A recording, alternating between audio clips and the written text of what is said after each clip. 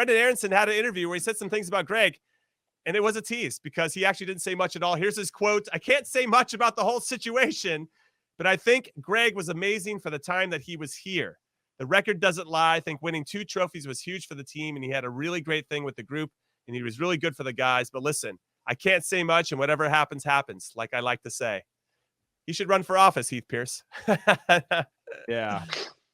Good political answer. I think, answer. it's he does have solid stats, and you can't deny those, but there also isn't like I think you're obviously seeing some different perspectives of players. And I know some of the rigidity and expectations, I guess, of the players made it a pretty big challenge at times under Gregg in terms of the intensity that he wanted, the way he wanted to press, things like that. So you can see why certain players are interested in maybe another coach or another option. The question is who. That's the hardest part. Is like, we've got. I am lacking confidence in the ability to go and get a sporting director, a GM, and a coach that are going span. And not even in a 3-month span, but that can get to work right away. And I heard Julian Nagelsmann is in Chicago right now. You're lying. He's still lying.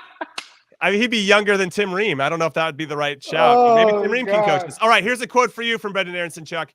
He said, it's been ups and downs. This is on his post-World Cup form. It's been ups and downs. I think that maybe the World Cup didn't help me that much because I didn't play 90 minutes each game like I was playing at Leeds. I understood that. I knew my role at the World Cup, but I think that it might have slowed me down. I might have even been tired from it at the time because I flew 15 hours home after the World Cup and only had 5 days off and then had to go back and report to Leeds. So that was pretty tough. I haven't had a lot of time off, so it's been hard, but I think it's only making me stronger and only making me better, and I think I've become mentally stronger because of it.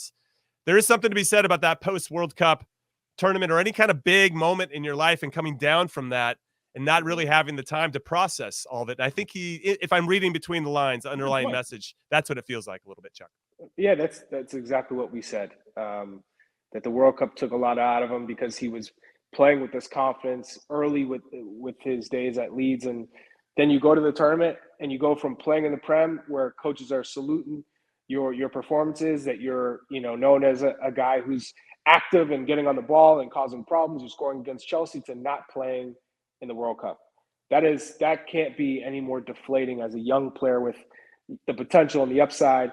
And you go back to your club, no vacation, all the travel, and you're a little bit depressed. That takes away from you. It takes a while to get out of that funk. But the way he's handled it, first class. Because the only thing you can do is just put your head down, keep working, and hopefully get out of that situation. And it seems like right now he's finally finding his feet again. So that's been good to see.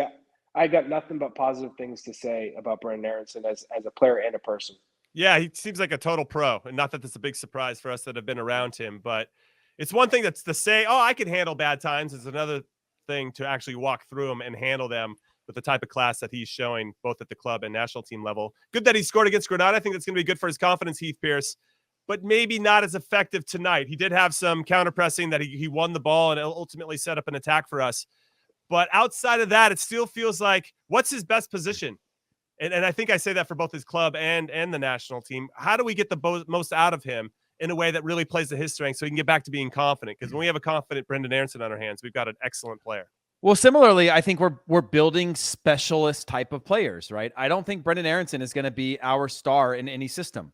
He's not going to be our big player in any system. He is going to be hugely beneficial in certain systems for us. And if we're not going to play those types of systems, then he's probably not going to be, I'm saying this where he's at now, right? He can certainly, he can certainly climb and become better and better and better at other parts of his game, which we know he's continuing to do, considering the leaps he's taken from his Philadelphia Union days. But he is a player that's strongest assets fit within a certain type of game. And I think that's as a winger. I think that's in a counter-pressing team, a team that presses high up the field. Now, whether that translates to a national team, who knows? But at the club level, you can look at a Brenden Aaronson and you start to go, well, what's his next club? You could predictably say the type of club he should probably go to next, right? If it's not a Leeds or whatever, it's going to be similar to that. It's going to be similar to energy drink soccer, that the counter-pressing type of game that exists out there. And so I think him as a player, he's a fantastic player. Now, whether or not that translates to how we play in the national team, I think is TBD long-term because of the type of player he is. And we have a number of players Serginho Dest is another one that we talk about all the time of just going like, does he fit? Are we going to play to his strengths, or is he going to have to play straight up in a national team differently than perhaps he would play at a club team that maybe has possession all the time, or, where, I mean, he's not even making the 18 or the whatever now at his club team level. But I think those specialty types of players don't necessarily translate to automatic starters in our national team anymore. Yeah, it's going to be interesting to see it all plays out, especially we got Timo Weah on our hands, who's another player who's playing left back or right back for his club team in France, but obviously has been an excellent winger, scored a great goal against Wales in the World Cup to prove how efficient and effective he can be. So it'll be interesting to see whoever comes in and coaches us.